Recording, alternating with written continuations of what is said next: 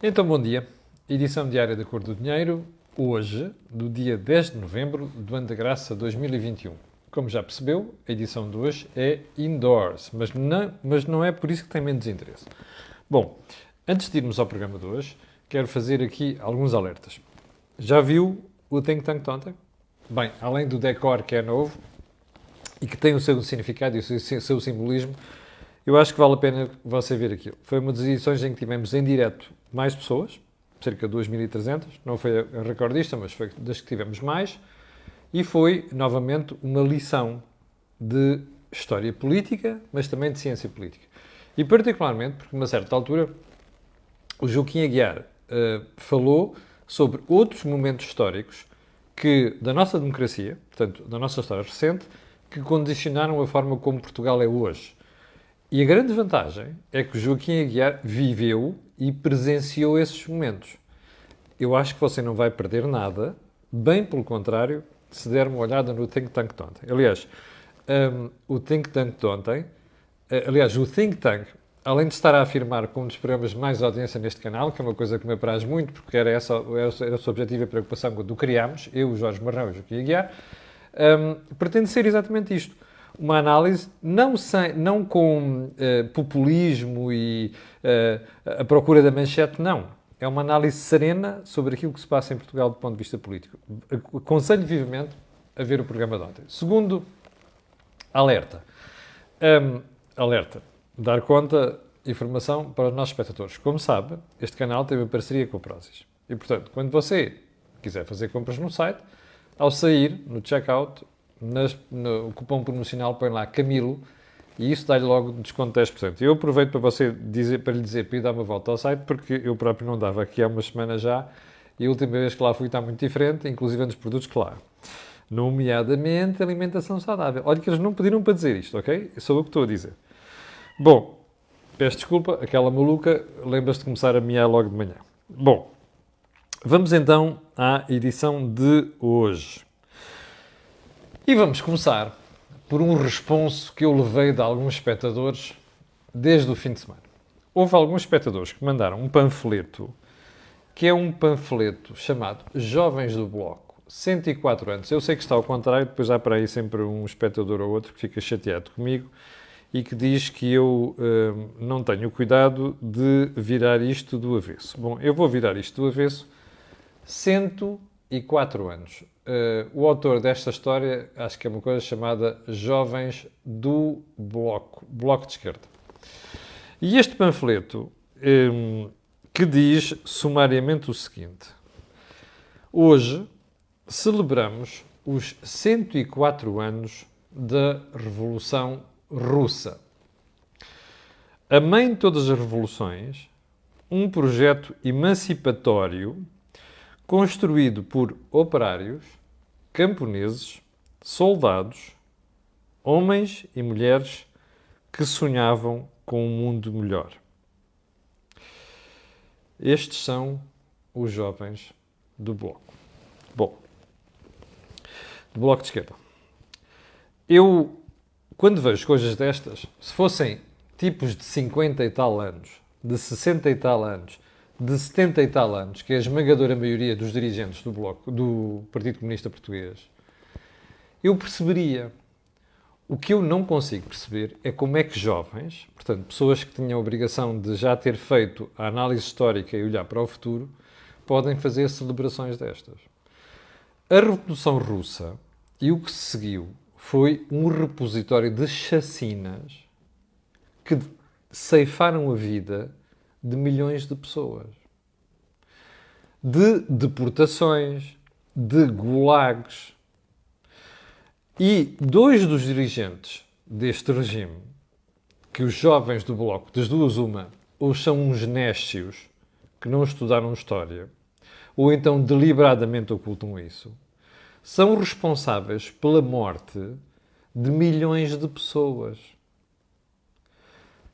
Algumas vezes, fome criada deliberadamente pelo regime. E eu não estou a falar apenas da Ucrânia. Portanto, ouvir esta gentinha fazer estas figuras é de bradar aos céus.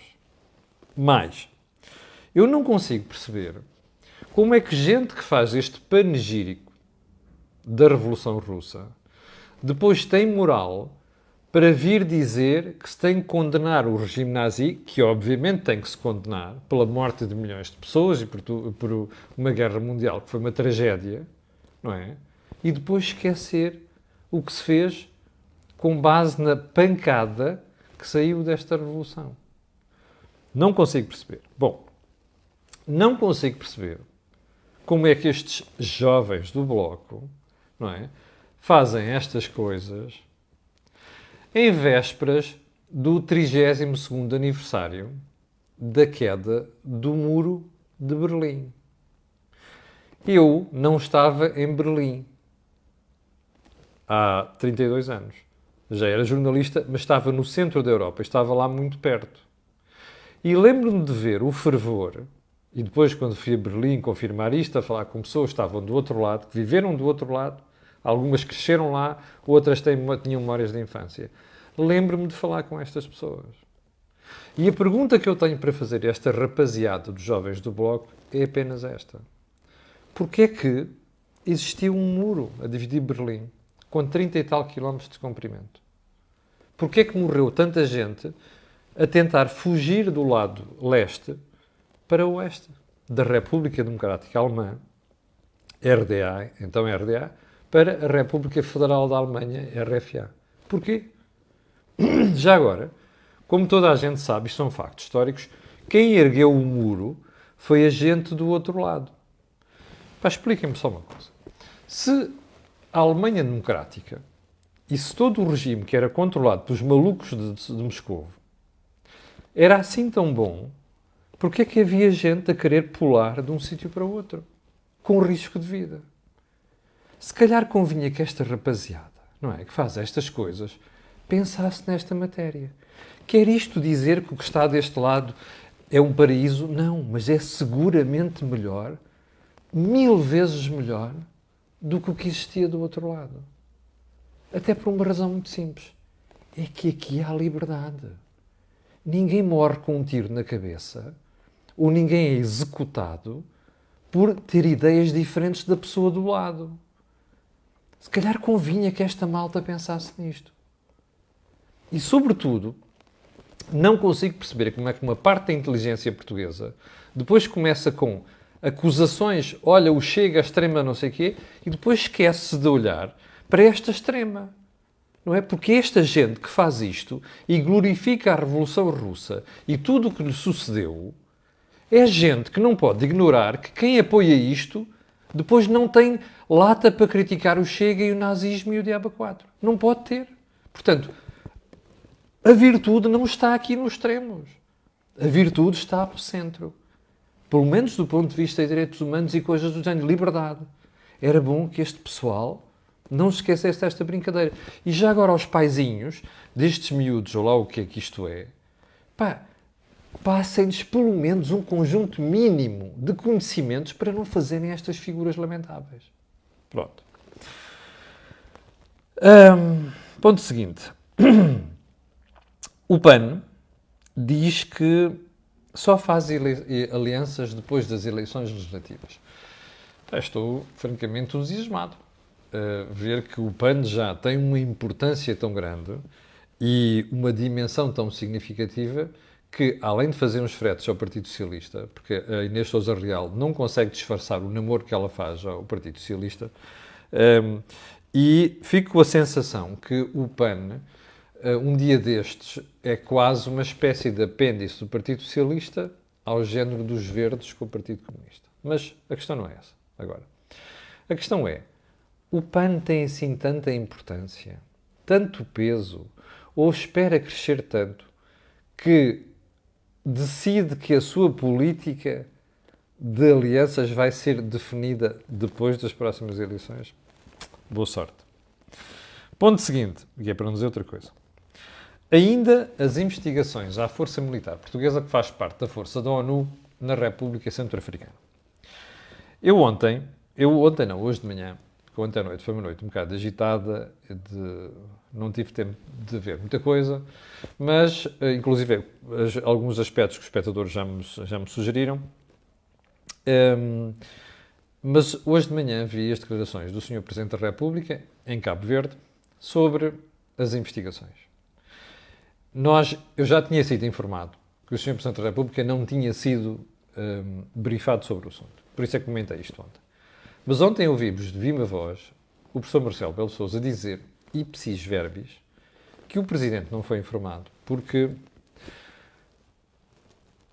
o Ministro da Defesa estava munido de pareceres jurídicos que desaconselhavam que essa informação sobre as investigações fosse veiculada a outros órgãos de soberania.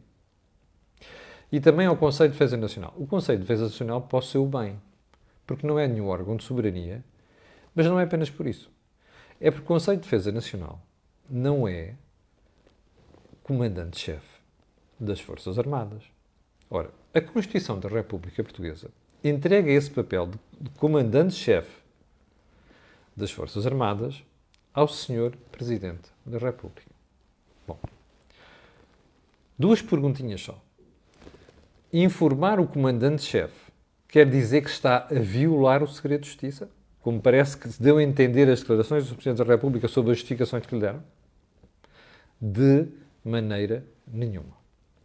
Uma coisa é carregar factos do processo que nem o Ministro da Defesa tem acesso a eles e não pode ter, porque há separação entre o Poder Executivo e o Poder Judicial, pelo menos numa democracia sã, e por outra razão, porque há elementos de suspeita, de mera suspeita, a que o Ministro teve acesso que não têm nada a ver com o segredo de justiça. E, portanto, isto são desculpas de mau pagador. Se existem esses pareceres jurídicos, era bom que o Sr. Ministro da Defesa os divulgasse ao país. Porque os pareceres não dizem nada sobre o processo. Dizem assim, por esta razão e aquela, desaconselha-se que esta informação seja carreada para os órgãos de soberania, entre os quais está o Sr. Presidente da República, que por mero acaso, não é, da Constituição, estou a ser irónico, obviamente, é só o Comandante-Chefe das Forças Armadas. Bom, como você viu ontem, o professor Marcelo Rebelo de Sousa consegue disfarçar muito bem as emoções.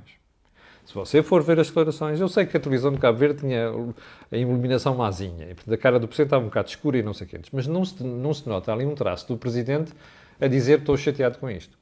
Mas eu não tenho dúvida nenhuma que o professor Marcelo Rebelo de Sousa está incomodado com o assunto. E desta vez temos que lhe dar toda a razão. Eu espero que o PSD, o CDS e aquela rapaziada da extrema-esquerda se levantem para perguntar agora na campanha ao Ministro da Defesa, porque primeiro que lhe divulgue os pareceres, que é para perceber que pareceres é que são. Em segundo lugar, perceber como é que um senhor Ministro da Justiça se esquece que o Comandante-Chefe das Forças Armadas não pode deixar de ter conhecimento de um processo destes. Ok? Isto não é aceitável. E, portanto, o Sr. Ministro da Defesa, que até começou muito bem, eu elogiei várias vezes, é só tiros de bazuca nos pés nas últimas semanas. Eu suspeito que um dia deste não tem pernas, não é pés, não tem pernas. Bom, e já agora, acho que era mais uma razão para pôr o Sr. Ministro na rua. Então vamos lá aos assuntos principais de hoje. Bom, primeira pergunta. Acabou a austeridade, certo? O fim da austeridade foi decretado em dezembro de 2015, quando o Dr. António Costa saiu das eleições, chumbou o governo de Passos Coelho, minoritário, e foi a correr, fazer um acordo de dormitório com o Bloco de Esquerda e o PCP. E nesse dia, solenemente, o Dr. Costa decretou o fim da austeridade. Como você sabe, ao longo dos últimos anos, particularmente os quase 5 que já leva este canal, nós temos esforçado por mostrar que o Dr. Costa é uma fraude e é o mentiroso que mente com todos os dentes que tem na boca.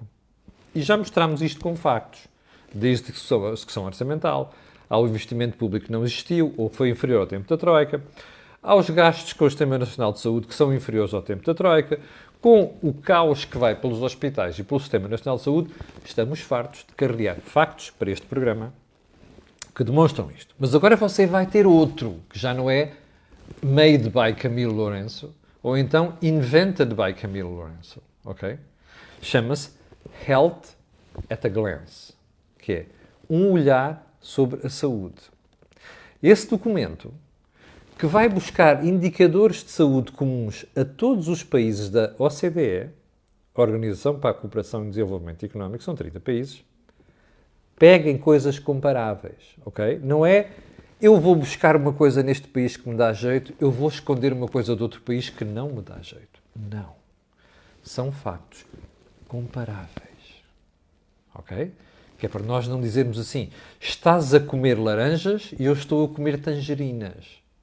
Eu odeio limões, por isso não os como, e tu ficaste com as laranjas. Não é. São laranjas com laranjas. Alhos com alhos. Então vamos a isto. Sabe o que é que diz este Health at a Glance? Está disponível. O documento está disponível. É público. Bom, este documento diz que os portugueses pagam do seu bolso, ouviu bem, do seu bolso, quase 30%, são 28%, das despesas com saúde. O Estado, através do SNS, paga mais ou menos 66%. O resto, mais ou menos 5%, vai para cobertura por parte de seguros de saúde, que está com tendência para aumentar, como eu tenho explicado aqui várias vezes. Mas os portugueses pagam quase 28%. Bom, o que é que isto nos diz? Mais qualquer coisa. Primeiro ponto, estamos a falar de quê? Estamos a falar de despesas que não são cobertas pelo SNS, estamos a falar de despesas que não são cobertas pelos seguros de saúde e estamos a falar de despesas que não são dedutíveis em sede de imposto sobre o rendimento das pessoas singulares. Bom, dou-lhe mais um indicador. Quando você compara estes 28% em Portugal com todos os países da OCDE e faz uma média, atenção, os nossos 28% estão acima dessa média. E diz ao CDS que isto é uma tendência que tem vindo a crescer em todos os países, mas Portugal está acima dessa média. Portugal é um dos países onde se paga mais do bolso. Bom, porquê é que você acha que os portugueses pagam mal do seu bolso? Porque são mais ricos que os espanhóis, ou os alemães, ou os franceses? Não, pois não. Além da percepção do cidadão comum, há os indicadores que mostram que isso não é verdade. Então só pode chegar a uma conclusão. Os portugueses pagam mais para a saúde do seu bolso porque o Estado não está a fazer aquilo que vomita cá para fora, cortesia de Costa, Catarina, Jerónimo e mais uns quantos malucos, não é? Sobre o SNS. Ou seja, nos últimos anos, com a crise financeira, está a ver, com os apertos orçamentais. Olha, para o Dr. Costa não existem apertos orçamentais, certo? A Catarina, cada vez que quer falar da saúde, é só verborreia sobre verborreia. O Jerónimo a mesma coisa, não é? A Marta Temido, então, desde que assumiu o poder, ministra, isto é um governo assumidamente de esquerda, não é? Os governos assumidamente de esquerda não fazem isso aos seus cidadãos. Mas este faz. Portanto, chama-se isto a esquerda do SNS português. Está a ver? Bom, você está a ser comido. O Dr. Costa, a doutora Catarina, o Sr. Jerónimo e outros que tais estão-lhe a contar uma treta há 6 anos. O SNS nunca teve tanta austeridade como tem agora. E não me venham com a história de contratarmos mais de não sei quantos. Não. Isto está errado. Isto não é eu acho, eu penso. São dados. São factos. E são factos de indicadores comparáveis entre países da OCDE. Não há aqui treta. É a realidade. Se você ainda acredita nesta gente, boa sorte. Eu, como escrevi no Jornal de Negócios de hoje, António Costa, para mim, é um vendedor de carros em segunda mão. Eu nunca compararia um carro em segunda mão a António Costa. Mas nunca. E mesmo em primeira mão tenho dúvidas. Porque que alguém foi lá tirar umas pecinhas para pôr noutro carro. Percebe? É isto que isto quer dizer. Isto é uma vergonha.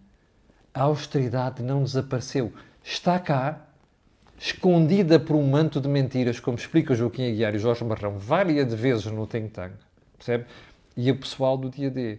E a pessoal, o amém, aqui nos programas da manhã. É isto que você precisa de reter porque vêm eleições, ok?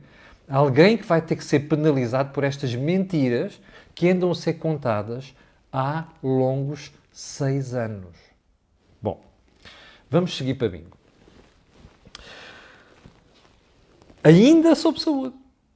É que o relatório mostra que Portugal foi o país da OCDE onde houve maior impacto da pandemia na prestação de cuidados de saúde. Está a ver como isto é? Onde é que está a teoria do SNS? Onde é que está a maior aposta não sei quê? Onde é que está o governo de esquerda? Não existe. A austeridade está cá. Porquê? Porque nós não temos contas públicas em dia. Porque nós temos uma dívida que vale 131% do produto interno bruto.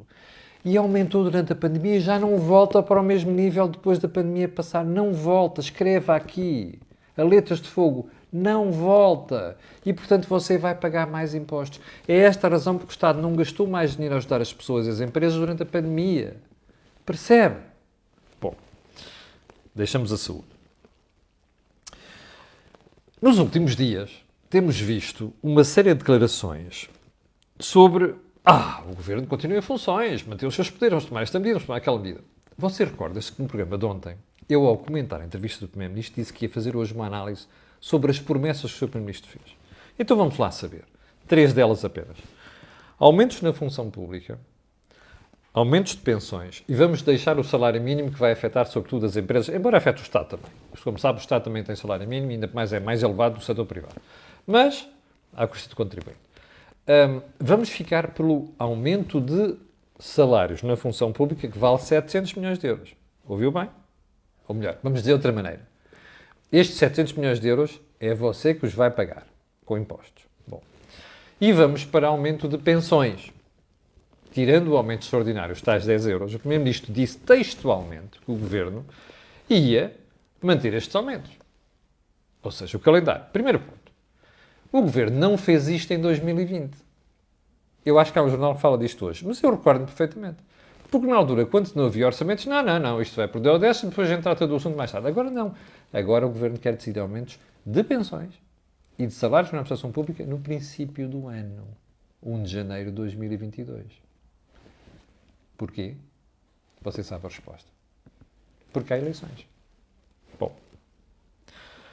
Eu ouvi o Primeiro-Ministro dar uma explicação fantástica à televisão. Então qual é essa explicação?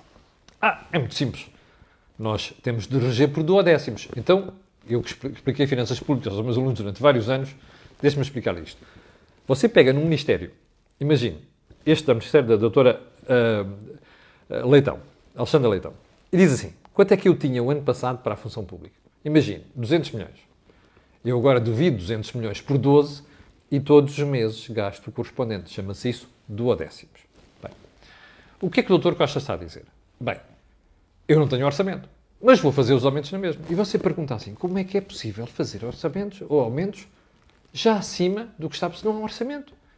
Quer dizer que alguém começa a gastar por conta dos meses seguintes. Percebe? Mas depois já há o raciocínio. Mas não se preocupem. Como o orçamento há de aparecer para ali para maio ou junho, esse orçamento depois já vai ter a despesa que nós já vamos gastar agora, o gastar por conta, está a perceber? E depois, no final do ano, já não falta dinheiro. Desculpem. 2 coisas. Quem é que garante que vai haver orçamento? Nós não temos essa garantia, pois não? Bom, segundo ponto. Então, mas estamos a frustrar o objetivo do legislador. Que o objetivo do legislador é, vamos gastar, Raquinha está quieta. O objetivo do legislador é assim, você não pode gastar mais do que 1/12 em cada mês. Portanto, o que está aqui a fazer é frustrar o objetivo do legislador. Bem, o Presidente da República não tem nada a dizer sobre isto. Bom, mas a novidade não fica por aqui. Que é para você perceber a mente brilhante do socialismo. Com o final deste orçamento, em 31 de dezembro de 2021, caem uma série de contribuições especiais sobre a banca, sobre o setor energético, mais uma série delas. O meu jornal diz hoje, o Jornal de Negócios diz hoje, que o Governo se prepara para fazer uma marosca. Então qual é essa marosca? Eu já lhe vou mostrar. Aliás, isto aqui é um governo de maroscas, não é? Se você for ver bem, olha aqui. Boa, esqueça a manchete ali. Governo quer manter taxa extra sobre banca e energia. Bom, o que é que isto quer dizer? É muito simples. Essas contribuições terminam no final deste ano. Porque não há orçamento, deixa de haver orçamento até 31 de dezembro. E como não há orçamento, essas contribuições cairiam. Bom, o que é que se passa aqui? O governo precisa do dinheiro. E como precisa do dinheiro, qual é a jogada aqui? É muito simples. Agora vamos fazer um decreto-lei. Aliás, uma lei que depois o governo executa com decreto-lei. Porque esta matéria de impostos é matéria exclusiva da Assembleia da República. Por isso é que existe o orçamento. Vamos fazer uma lei só para manter estas contribuições. E você começa a pensar, espera aí, então o orçamento serve para quê? Nós podemos fazer 1001 orçamentos durante um ano? Porque, olha, não há orçamento. É para agora, para tramar estes gajos que nos lixaram o orçamento, vamos fazer uns mini-orçamentos. Desculpem.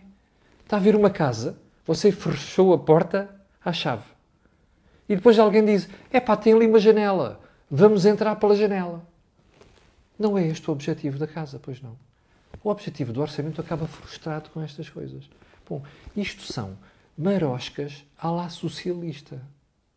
O governo quer fazer uns brilharetes e quer manter receita para estar a financiar despesa porque tem eleições à porta e está a fazer estas brincadeiras. Eu espero. Isto é legal? Provavelmente é. Mas quer dizer, no espírito da lei isto não estava lá e não é ético. Eu espero que o Sr. Presidente da República tenha uma palavrinha para estas coisas e nós vamos estar atentos a essa brincadeira. Bom, eu não quero vou deixar a história do PSD e do que Rui Rio disse ontem que não vai fazer campanha interna, vai combater o socialismo. Até que enfim. Vamos para a frase da semana. Mais uma. Ouça bem isto. As empresas têm de vencer o minifúndio que têm na cabeça. Sabe quem é que foi o autor disto? António Costa. Eu, de facto, acho que há muitas empresas em Portugal que têm um minifúndio na cabeça. Mas acho que o pior minifúndio na cabeça em Portugal chama-se António Costa. Se você for a ver a política do governo, nem uma reforma em 6 anos. O país de pantanas, o SNS num caos, você tem aqui a figura do minifúndio. Portanto, eu sei que ele não tem vergonha na cara e muda de discurso, muda de camisa de um dia para o outro, como se viu na entrevista à RTP. Mas é assim, estas coisas não podem passar em branco.